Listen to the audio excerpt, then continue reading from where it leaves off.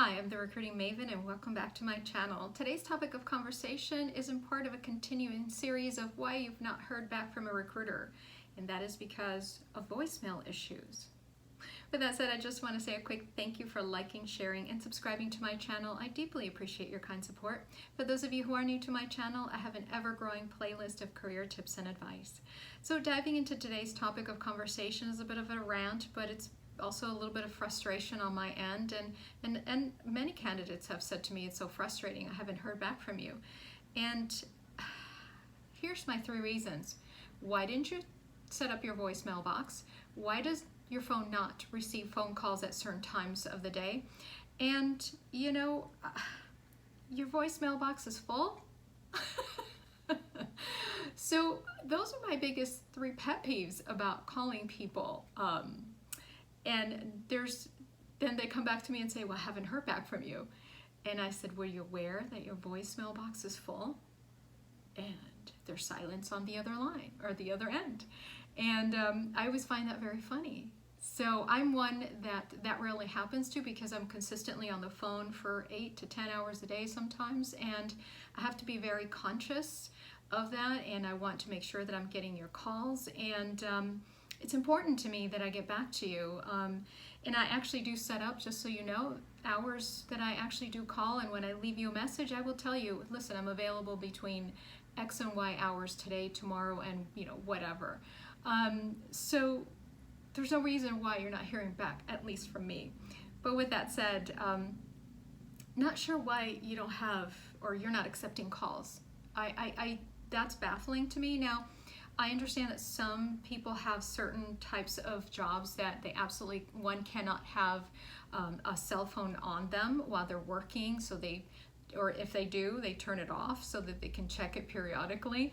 And I know some people that do that, but if you're looking for a job, that's something that you want to leave it on and make sure it's on mute, and so that you are receiving my calls and my messages, right? Or even a text, because I absolutely will text you. So if I can't get a hold of you, the next thing I go to is a text and an email.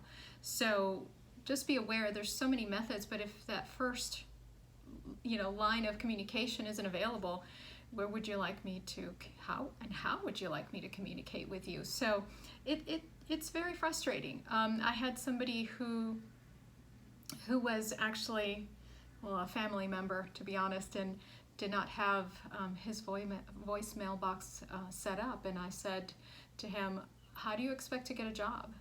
And the connection just didn't happen. Those dendrites weren't firing that day, but I had to make sure that he set up his voicemail box. And we're not going to talk about age groups, because I don't like voicemails.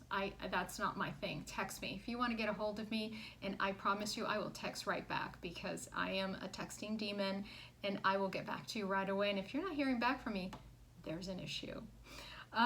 So make sure that voicemail box is set up. And I know periodically we all change phones, we upgrade and things like that, and sometimes technology kind of changes and things kind of fall by the wayside, and that's fine. That's happened to me as well. So all things considered, I just need for you to call me back. I need you to follow up from your end, set up those voicemail boxes, make sure you get those calls and leave it on so that you can receive the messages, and clean your voicemail box. Make sure it's not full, because it's important. You're looking for a job. So that's one of the reasons why you're probably not hearing back from a recruiter. With that said, I always enjoy talking to you about these things, because I think most of us don't think about it from that perspective. We get so intense about finding a job and the next step, and what's the next step? Where am I in the process of being hired, and interviews and all these things that it's the little things, the little simple things we forget about that actually can cost you your candidacy. So enough of that. I thank you deeply for your likes, your shares, and your subscriptions, and I will see you in my next video. Take care. Have a great rest of your day.